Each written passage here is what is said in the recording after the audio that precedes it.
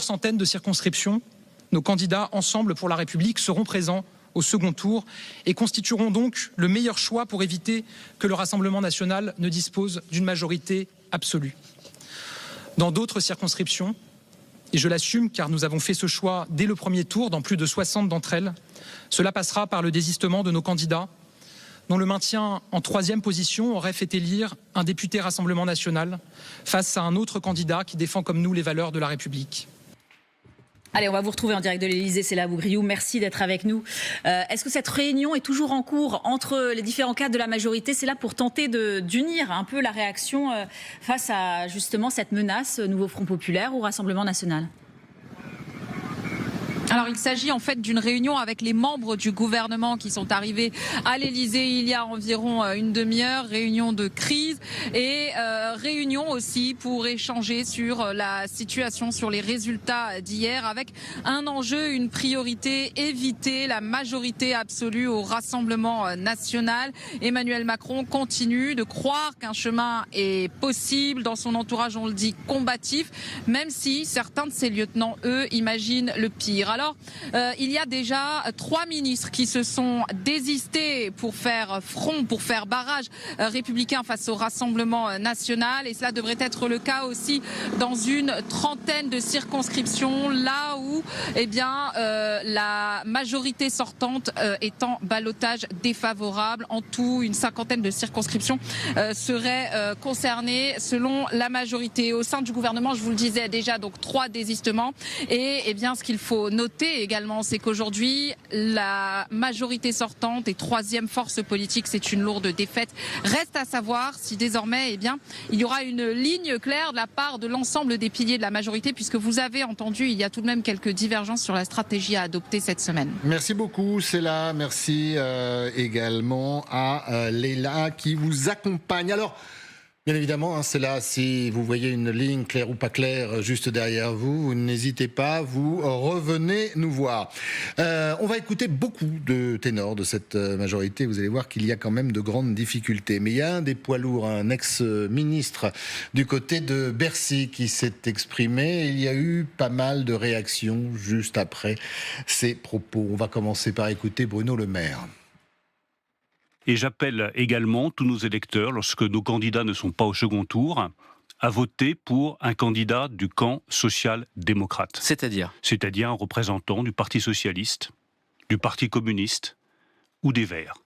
J'appelle tous nos électeurs qui pourraient avoir des invitations. Pas LFI, la France insoumise, donc c'est comme Édouard Philippe. Non, je combats le Rassemblement national, mais je ne vote pas pour la France insoumise. Je ne vote pas pour la France insoumise parce que la France insoumise a pris des positions qui sont contre la nation française. Alors, il y a eu une grande réaction qui fait beaucoup réagir à cette prise de position. On va vous faire réagir, Céline Hervieux. Merci d'être avec nous. Vous êtes candidate PS-NFP aux élections législatives sur la 11e circonscription de Paris. C'est celle de Marine Tondelier, la patronne des Verts. Que nous dit-elle? Elle est en colère, elle est émue et aujourd'hui, visiblement, ça circule beaucoup, ces réactions à cette prise de position sur les réseaux sociaux. Écoutons Marine Tondelier.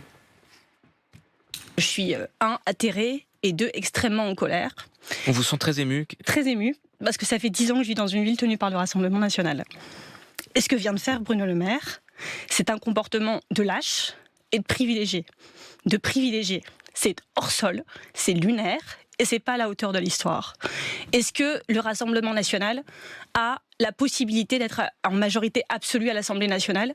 La réponse est oui. Oui. Est-ce que la France insoumise a la capacité d'être à la majorité absolue à l'Assemblée nationale? La réponse est non. Est-ce qu'ils ont la capacité d'avoir un Premier ministre? La réponse est non. Donc ils se trompent de problème. On va bien évidemment revenir sur ces mots. Ils ont un sens aujourd'hui. Christophe Plassard est également avec nous. On le remercie, député Horizon sortant de Charente-Maritime. Première réaction d'ailleurs à ce que vous venez d'entendre, à cette émotion qui, on ne peut pas dire, semblait feinte de la patronne des Verts.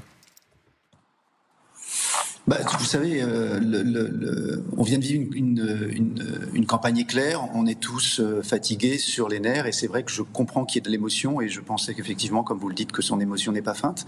Maintenant, j'ai passé 2 ans sur les bancs de l'Assemblée en 2022, 2023 et début de cette année, et ce qu'on a vu à l'Assemblée dans le comportement des LFI a provoqué aussi chez nous, je peux vous dire, un certain nombre de fois des émotions qui étaient très très différentes que du travail que moi j'ai pu réaliser de façon transpartisane avec des collègues du PS ou d'Europe Écologie Les Verts par exemple. Est-ce que vous êtes plutôt de la team, de l'équipe Édouard Philippe et Bruno Le Maire, ou de l'équipe Gabriel Attal? C'est-à-dire qu'il y a une dissonance. Édouard Philippe et Bruno Le Maire, eux, sont pour lutter contre les cadres de LFI. On l'a bien compris, Gabriel Attal appelle à la raison et à la moralité. Vous vous situez dans quel camp? Je suis candidat sous l'étiquette Horizon. J'accompagne Édouard Philippe depuis 2 ans et un peu plus, et depuis le lancement du parti. Vous ne serez pas étonné que je sois plutôt aligné avec sa prise de parole. Céline Hervieux, là aussi, forme et fond, peut-être à ce que vous venez d'entendre d'une de vos collègues, la patronne des Verts, et puis également à cet adversaire politique qui est avec nous. Vous pouvez d'ailleurs dialoguer.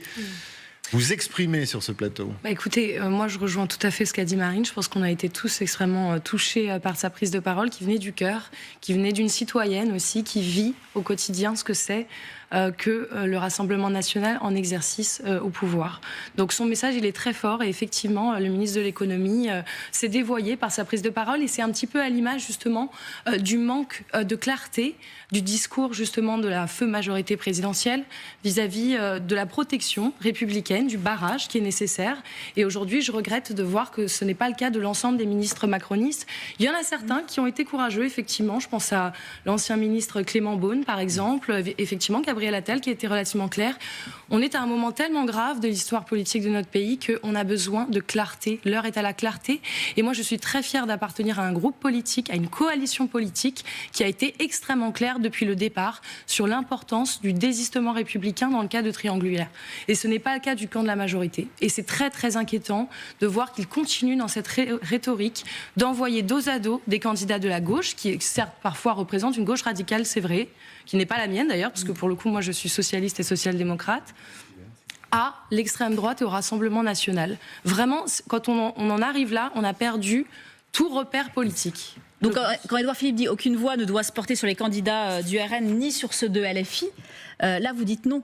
Non à cette deuxième partie de phrase. Quand il dit, voilà, il ne parle pas du PS, mais il parle de LFI, la France Insoumise. Oui, écoutez, moi je ne mets pas sur un pied d'égalité LFI et le Rassemblement national. Après, moi ce que je dis aux gens, et je le dis depuis 2 semaines quand je fais campagne, regardez qui sont vos candidats. Vous êtes sur le point d'élire des députés qui vont représenter vos intérêts demain.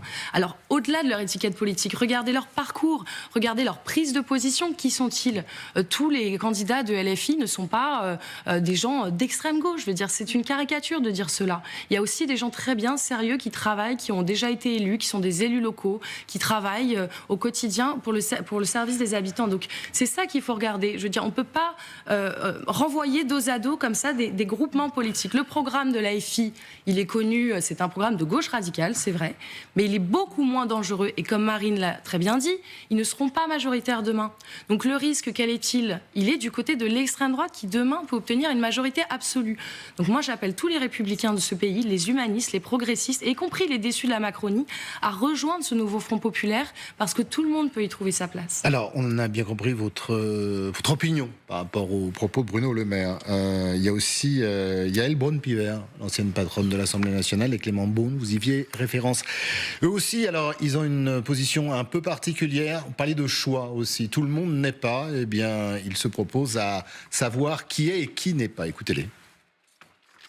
Aucune voix pour le Rassemblement national. Et concernant le bloc de gauche, je considère que l'immense majorité du bloc de gauche est républicain, et donc on peut sans aucune difficulté appeler à voter pour eux, et c'est ce que je fais pour les écologistes, les socialistes, les communistes. Et au sein de la France insoumise, je fais le distinguo. Excusez-moi de faire du cas par cas, excusez-moi d'être nuancé. Voilà, le cas par cas. Donc on est rentré effectivement dans ce cas par cas. Parce que c'est indispensable, parce qu'effectivement, pour toute une série d'électeurs sociodémocrates, socialistes, centre-gauche, le danger numéro 1, c'est évidemment le Rassemblement national. Mais ils se souviennent de tout ce qui a été dit par des responsables, par certains députés de la France Insoumise qui, depuis le 7 octobre, ont tenu des propos absolument hallucinants sur Yael Braun-Pivet, par exemple. Oui. Rappelons ce qu'ils avaient dit. Elle campe à Tel Aviv. C'est Mélenchon lui-même, ça. C'est Mélenchon lui-même. Elle campe à Tel Aviv. C'est d'une violence, d'un antisémitisme absolument incroyable. Donc c'est compliqué pour ces gens-là, il faut leur expliquer effectivement. C'est en réalité la position du président de la République, parce qu'il y a 3 lignes dans l'ex-majorité sur cette question-là. La position du président de la République, c'est de dire qu'il faut aller regarder chaque candidat l'un après l'autre pour écarter ceux qui ont complètement déraillé. Et il y a de nombreux candidats de la France Insoumise qui ont totalement déraillé. Moi, ça n'est pas mon cas, mais de ceux qui ont fait des pointages vraiment personnalité par personnalité, dans ceux qui sont jugés, entre guillemets, infréquentables par l'ancienne majorité, ou par le président de la République, ou par Mme Braun-Pivet, il y en a déjà qui ont été élus. La plupart ont été élus. Il y en a déjà qui ont... Pas la plupart, il y en a déjà qui ont été élus au premier tour, donc le problème ne se pose plus. Et ceux qui restent, c'est de ce que l'homme dit... sans doute pas les deux doigts des deux mains, les doigts des deux mains. Ouais, c'est plutôt 5 ou 6 personnes. Donc il y a un sujet, sans doute, sur 5 ou 6 personnes. Je voudrais juste ajouter quelque chose. Je pense qu'on surestime les consignes de vote en général, et pardon de le dire, la réunion n'est pas terminée, l'autorité qui reste du président de la République sur son électorat. Ça, c'est intéressant. Marcello, et après, on va demander Juste pour expliquer, je pense qu'il va disposer dans les semaines et les mois qui viennent des instruments que lui donne la Constitution, mais en termes d'autorité politique, y compris sur son camp, je pense qu'il est tellement affaibli, ils sont tellement furieux. On le voit dans les réactions. Que, voilà, est-ce que ce qu'il va dire compte encore? Pardon de le dire comme ça. On peut poser aussi la question, est-ce qu'il lui reste un camp? Marcello. C'est un point essentiel, c'est-à-dire qu'il y a 3 choses qui se jouent. Il y a la ligne, et on a vu que hier, à 18h30, à l'Élysée, il ne savait pas quoi faire. Résultat, Macron a pondu un communiqué alambiqué à 20h, etc., pour essayer d'embrasser tous les points de vue. Ça, c'est la première chose. La deuxième, c'est est-ce qu'il sera écouté par les candidats? Effectivement, l'autorité du chef de l'État, on ne fait pas un dessin, elle est déclinante. Troisièmement, est-ce que les électeurs vont écouter les consignes qui vont être données par des partis dont l'autorité est faiblissante? Ces 3 questions font qu'il y aura beaucoup de pertes en ligne dimanche prochain.